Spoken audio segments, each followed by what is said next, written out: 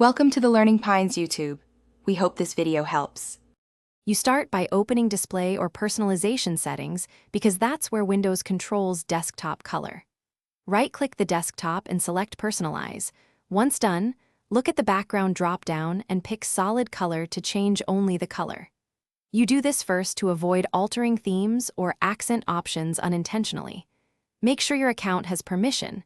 If not, sign in to an admin account. This first step sets the exact control panel you'll use for precise color selection and prevents later surprises.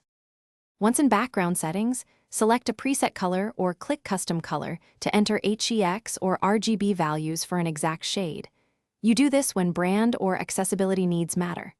Adjust brightness and contrast mentally. High contrast improves readability for icons.